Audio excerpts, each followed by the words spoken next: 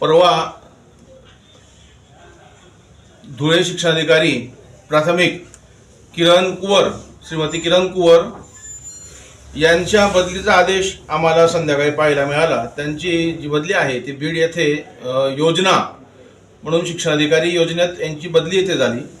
आम्ही गेल्या 1.5 वर्षापासून ते 2 वर्षापासून या भ्रष्ट महिला अधिकारी संदर्भात शासनाला वेळोवेळी आम्ही सगळं काही सांगितलं।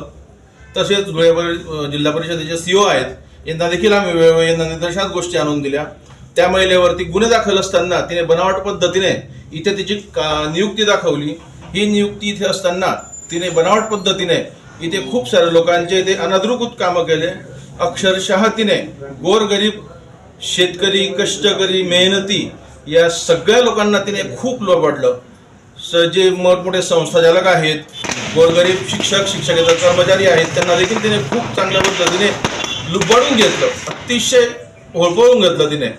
त्यामुळे तिची जी उचलबांगडी झाली। आज आम्ही इथे रिपब्लिकन पक्षाच्या वतीनं समस्त इथे पदाधिकारी आहेत, काही संस्थाचालक आहेत, वाडले अप्पा आहेत, गिरासे अप्पा आहेत, बाबा आहेत, पुन्हा जैन सर आहेत, पुन्हा आपलं महिला मंडळ आहे, यांच्या सगळ्यांच्या वतीनं आम्ही इथे आनंदोत्सव साजरा केलेला आहे।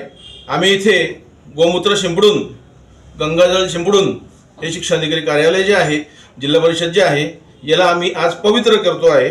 त्याच पद्धतीने आम्ही संपूर्ण जिल्हा परिषदेमध्ये पेढे देखील वाटणार आहोत। जय हिंद, जय महाराष्ट्र।